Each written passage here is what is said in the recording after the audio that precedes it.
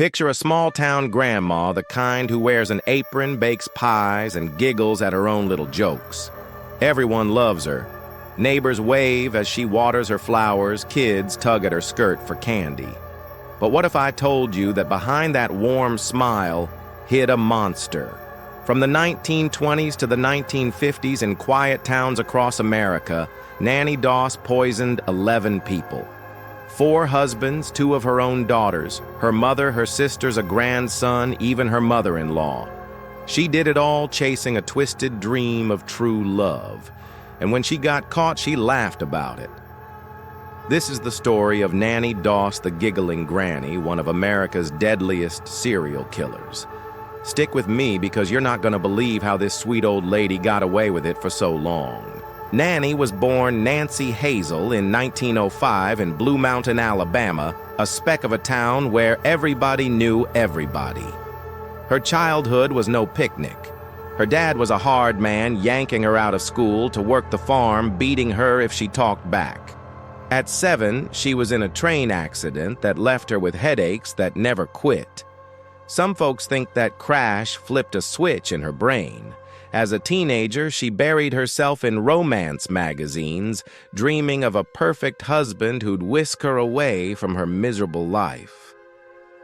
That dream became her obsession, and it led her down a dark path. At 16, Nannie married her first husband, Charlie Braggs. They settled in Anniston, Alabama, and had 4 daughters. But the marriage was a disaster. Charlie drank, cheated, and Nannie wasn't the sweet wife she played in public. In 1927, something awful happened. 2 of their daughters' toddlers, barely 2 and 3 years old, got sick out of nowhere. They were vomiting, writhing in pain, and then they were gone.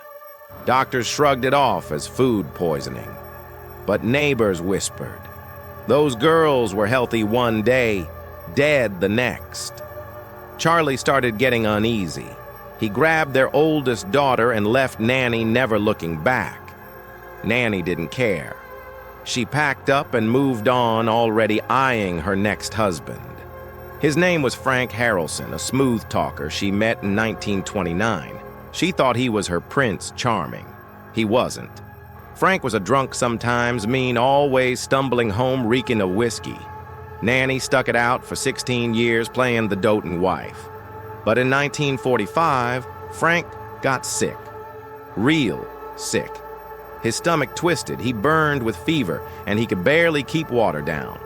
Doctors were stumped. He died in days. Years later, Nannie admitted she'd slipped rat poison into his whiskey. Why he didn't live up to her romance novel fantasies. So she killed him cold as ice and smiled while she did it. Nannie's weapon was always the same arsenic, the kind you'd find in rat poison. It was perfect for her. No smell, no taste, just a pinch in your coffee or stew, and you'd be gone in days. The symptoms looked like a bad flu, vomiting, cramps, weakness. Back then, small towns didn't always do autopsies, so she got away with it time after time. After Frank, she started placing ads in Lonely Hearts columns, fishing for her next husband. She wanted love, but her kind of love came with a body count. If you didn't measure up, you didn't make it out. Her third husband, Arnie Lanning, came along in 1947. They lived in Lexington, North Carolina, where Nannie played the perfect wife. She baked for church picnics, chatted with neighbors, always with that warm giggle. But Arnie started feeling off, dizzy, weak, his stomach in knots. In 1950, he collapsed and died. The town mourned, thinking it was just bad luck. Nannie pocketed his insurance money and left. Nobody batted an eye.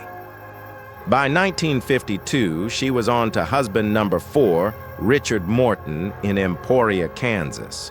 He seemed like a good guy, stable kind, but Nannie got restless. Around this time, her mother Lou moved in with them. Lou started feeling sick, same as the others. She died fast. Then Richard got the same symptoms, cramps, vomiting, gone. Nannie didn't even pretend to grieve. She just kept moving. In 1953, Nannie landed in Tulsa, Oklahoma, married to her fifth husband, Samuel Doss. Samuel was different, strict religious, no drinking, no nonsense. Nannie thought she'd finally found her storybook romance. But Samuel had his flaws. He was tight with money, told her to ditch those romance magazines she loved. That was a mistake. In July 1954, Samuel got sick bad enough to land in the hospital. He pulled through, came home, and Nannie welcomed him with a homemade prune cake. He took one bite and was dead by morning.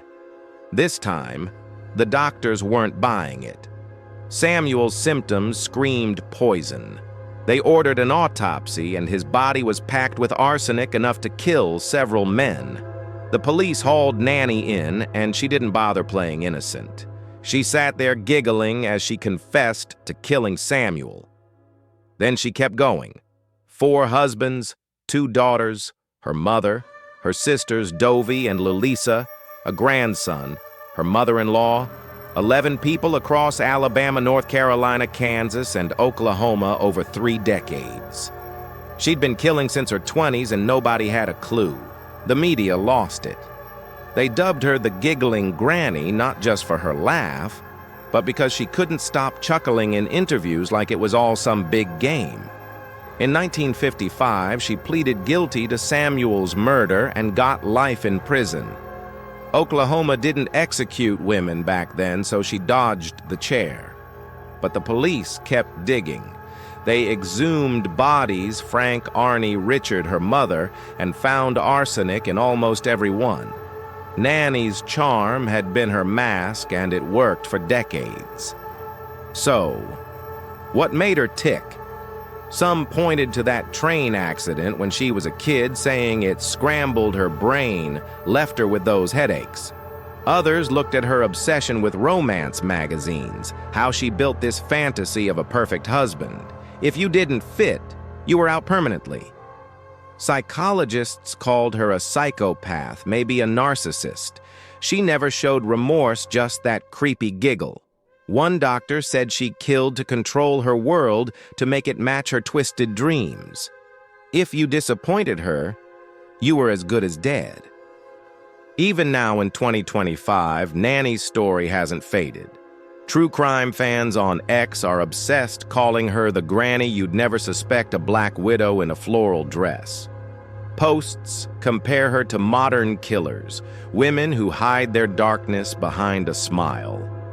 Podcasts like Crime Junkie and Morbid keep her name alive, dissecting her psyche, her poison. Some fans wonder if there were more victims, bodies lost in small towns where nobody asked questions. Arsenic was her silent partner, and she knew how to use it. Nannie died in 1965 in prison from leukemia at 59. Nobody knows her last words. She took her secrets to the grave, leaving us with a question. How does someone so ordinary hide so much evil? Was she chasing love? Or was she just a monster who loved control? Think about it. The next time you meet a sweet old lady with a tray of cookies, you might wonder what's behind her smile. Let's talk about this. What do you think drove Nannie love madness or pure evil? Drop your theories in the comments. If you're new here, hit that subscribe button. We're a small channel pushing for 1,000 subs, diving into cases like this every week. Share this story, keep Nannie's victims in the conversation, and let's figure out what makes a killer like her tick. Until next time, maybe skip the prune cake.